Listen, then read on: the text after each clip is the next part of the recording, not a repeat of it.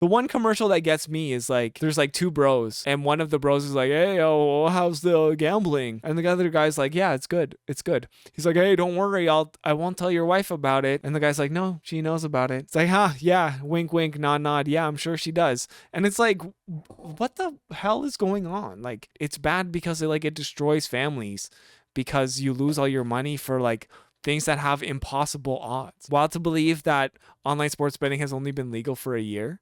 Yeah, I know, right? Like, this has just started. It feels like it's so embedded in our society already. It's like they've been gearing up for it. Robert, CBC News, Toronto. How is there no advertising for kids? This is on the TTC. It's a wonderful day in the homiehood, a wonderful day for a homie.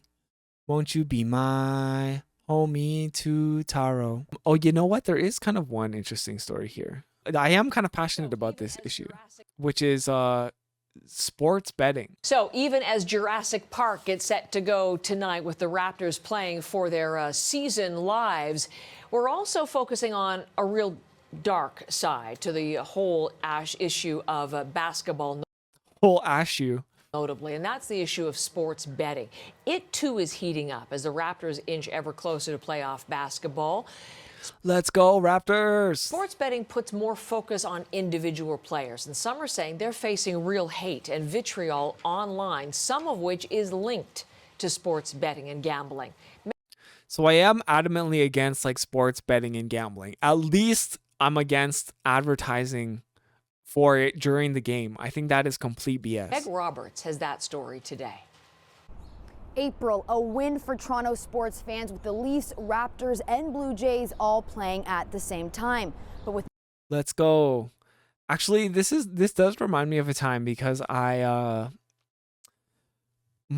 partner and I, we got married on 4/20, which is in like a week, yay. And then so the day before our wedding, the Raptors, the Leafs, and the Blue Jays all won.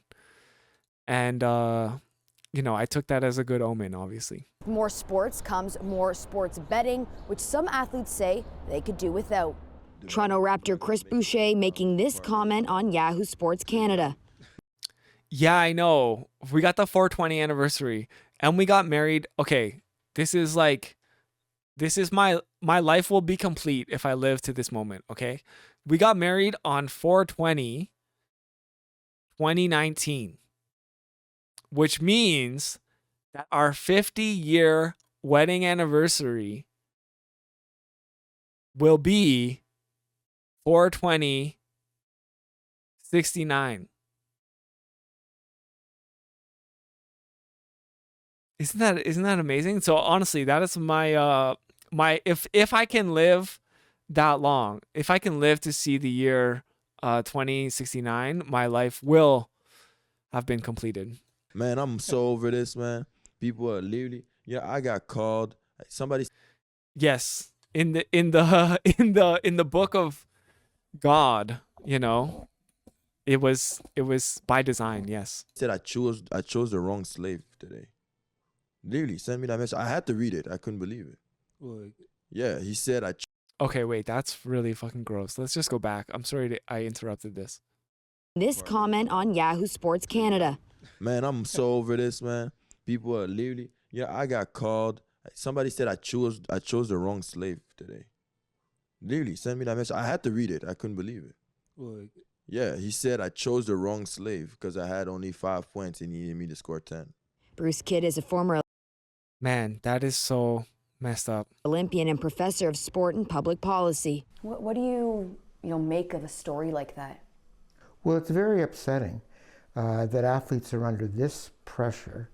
And Yeah, I think being able to bet on the performance of individual athletes to me is disgusting. they're getting these attacks for not meeting the point spread or the parlay that a bettor has placed.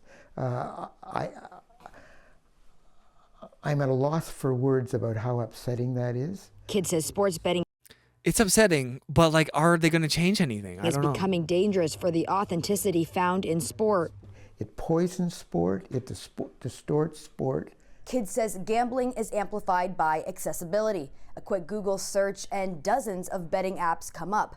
The harassment of players, he says, heightened by social media. Both those things you can now do from the comfort of your couch. Toronto. I honestly think it's just a matter of time before there's like a high profile incident where somebody like attacks a famous player, you know, because of this sports gambling culture that the sports organizations are all pushing. Raptor Fred Van Fleet says his own experiences have driven him away from online engagement. The same people that is talking about us, like, you can't fathom dealing with this on a daily basis. Yeah, I mean, gambling is an absolute scam. You know what I'm saying? Like, Yeah. you can't fathom I hope your mom dies DM every day. Every day. The Alcohol and Gaming Commission of Ontario says it's appalled by such acts. It said incidents of this nature fall outside the AGCO's realm of regulatory authority and that it enforces strict standards when it comes to advertising and imposes outright prohibitions to advertising to children. What? It's advertised to children every time you turn on the game. It's advertising to children. The game is supposed to be family friendly. What are you talking about? I have so much trouble believing that this is true. Enforces strict standards when it comes to advertising. It really doesn't. It's every other commercial, if not every commercial, during the Raptors game. And imposes outright prohibitions to advertising to children. I am not seeing that. Like, if I were to have children and we were all going to watch the Raptors game together, which we would, I would literally just like have to turn the TV off during the commercials because they're all sports gambling commercials. Kid says the Canadian government needs to come up with tougher. I'm honestly more worried about my kids being addicted to gambling than I'm worried about them being addicted to opioids. Laws. Surely we can eliminate the messages upon children and youth that sport is mostly about betting. That's crazy. Kid says he's. It is crazy, but it's also like it's unavoidable. There's no way there's strict laws about advertising to children. Look at this.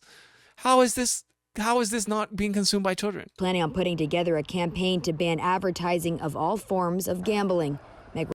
The one commercial that gets me is like there's like two bros. And one of the bros is like, hey, how's the gambling? And the other guy's like, yeah, it's good. It's good. He's like, hey, don't worry. I won't tell your wife about it. And the guy's like, no, she knows about it. It's like, yeah, wink, wink, nod, nod. Yeah, I'm sure she does. And it's like, what the hell is going on? Like, it's not bad because your wife knows about it. It's bad because it destroys families because you lose all your money for like things that have impossible odds. Wild to believe that online sports betting has only been legal for a year. Yeah, I know, right? Like, this has just started. It feels like it's so embedded in our society already. It's like they've been gearing up for it. Robert, CBC News, Toronto. Yeah, how is there no advertising for kids? This is on the TTC.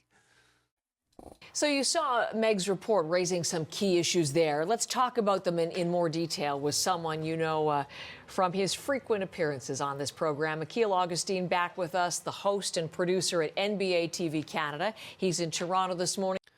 I have a feeling that they're going to be like, oh, wow, look at all these horrible incidents that are happening. It's like, are we doing anything about it? No, but they are bad. These are bad things that are happening from bad people, but there's nothing we can do. It's always good to see you. Welcome back, Akil. Thank you for having me. Especially when I have big questions to ask. You were watching Meg's report as we were getting set, and you saw in it how upsetting the whole thing was to Bruce Kidd, whom she interviewed. What about you? What's your reaction to that report, Akil?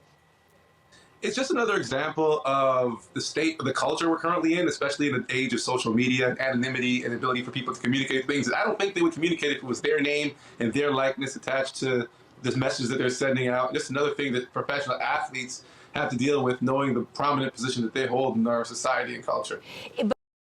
So it's social media's fault and it's not sports gambling's fault. But Okay. is it something that you could have foreseen they would have to deal with when they brought in this type of, sports betting? Is it an unintended consequence? Is it an impact that was underestimated, or is the whole thing a surprise that it should go in that direction?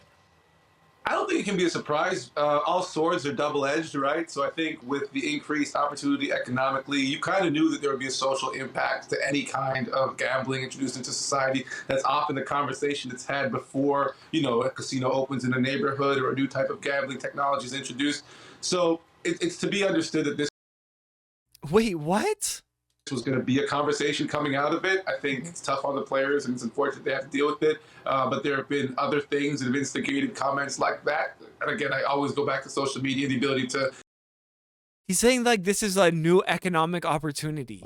And it's like, what? Easily communicate with players. And even that was a double-edged sword. So this is something that we're going to have to deal with because obviously I don't see us moving back away from gambling as being part. Okay, yeah, there it is. This person is completely transparent about it. He's like, it was an economic opportunity. Guess what? It wasn't for you, the people gambling. It wasn't an economic opportunity for them. Yeah, it was an opportunity for the people who run these apps and organizations and websites and all this BS. And probably for like the NBA, MLB, and NHL themselves, right? And then he's basically saying that there's no going back from social media. So there's probably no going back away from this as well. Part of the sport landscape. Oh, and I guess for, the advertising money as well. Yeah, they're probably making so much money from the gambling organizations who are taking out these ads, right? People die as a result of this. That is true. I know. And like, the thing is, you might have like 10 people in a room and like 9 of them are doing fine. And they place a bet on these apps every so often. Or, they only like follow one sport. So they just like bet on that with their friends and whatever. But that other person, that one person is a whale, right? And they'll get sucked into it and they will destroy their lives and their families' lives over it and lose all of their money. And the only way they'll feel like they can make it back is by more gambling, and they will be part of this destructive cycle. Are we offering more supports for the people suffering from gambling addiction? Let me guess. No, and I do want to ask you specifically about that, but you mentioned, how the players have to deal with this. And we heard, it was Chris Boucher and Fred VanVleet talking about that publicly in a couple of different Raptors-related podcasts. But Fred's comments there about how you cannot fathom. I honestly want the players to like stand against this. I feel like that's the only opportunity to fight against this is if the players take a collective stand, because there are things like this happening. These incidents. How difficult it is to deal with on a daily basis, some of the comments that he's received. What are you hearing from the players in terms of what effect all of this is having on them? Well, it's harder and harder to kind of live in that bubble, that shell that players rely on. LeBron James often talked about going dark mode during the playoffs so he can prepare himself, not have too many media messages in. Like, he's just saying this is a problem with social media. Like, obviously, yeah, social media is its own beast and its own problem. But we're not talking about that right now, though. His ear when he's trying to gear up for the playoffs. And I think a lot of. Like, what is this man going to say when there's like a physical attack on one of the players and it becomes like a high profile conversation? He won't have that excuse anymore of social media, will he? Players are choosing to do that with social media, and it's a big part of their revenue stream. So it's tough. It's a battle they're going to have to continue.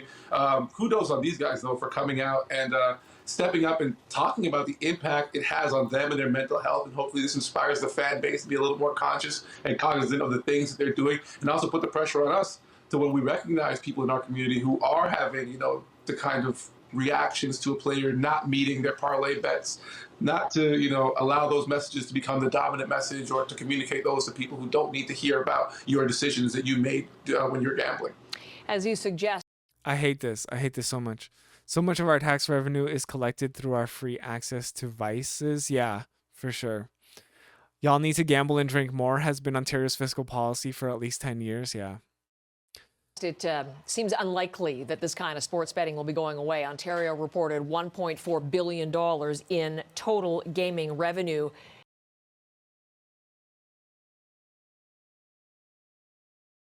$1.4 billion in total gaming revenue. in just this first year of being in existence in Ontario. So And they're just getting started. it's likely here to stay. Who and how I love how even like the reporter's like, well, you can't beat that. then Akil should be addressing this issue that's been a consequence of it. That's a tough one because I like was mentioned in the feature, and you know, it falls out of the jurisdiction of a lot of the people that you would usually rely on. This is not a police issue. This is not something that the Lottery and Gaming Wait, what? Why would it be a police issue? Commission can come in and monitor and moderate. It falls on us as individuals and the type of Oh, like the harassment. Okay. society we're creating. And do we, you know, have these conversations? No, good on you for bringing this subject up and for making people aware. I love it. Man, this guy is like the worst representative ever. He's like, you know, we just need to make more people aware about the gambling. At the end of the day, it falls on us and on the fans and what kind of community and culture that we want to create. And It's an individual responsibility that we all have to, you know, not harass people when they don't live up to the bets that we've placed on them. do we want to be a fan base that allows players to come here and feel comfortable? Because, you know, we want to attract free agents. We want young people to come here and feel like they're part of the community. So I think for the fans, the pressure falls We want young people to come here and gamble on the game. Like all the adults, all the cool kids are doing. on us. Like, what kind of atmosphere and environment do we want to create for our athletes? And do we want them to feel safe and comfortable and be able to compete on a night-to-night basis at the highest level?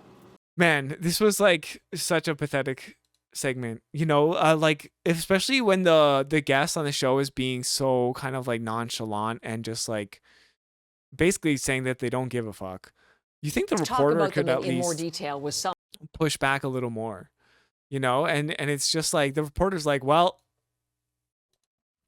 they made $1.4 billion in their first year, so you know, nothing we can do about that. What should we be doing? And then it's like, well, let's just raise awareness to not harass people. Okay, yeah, okay, great. Yep. Just don't harass people. Good. That's a great solution to this systemic problem that we created just because they wanted to make more money off of what is already a very lucrative industry, which is like organized and professional sports.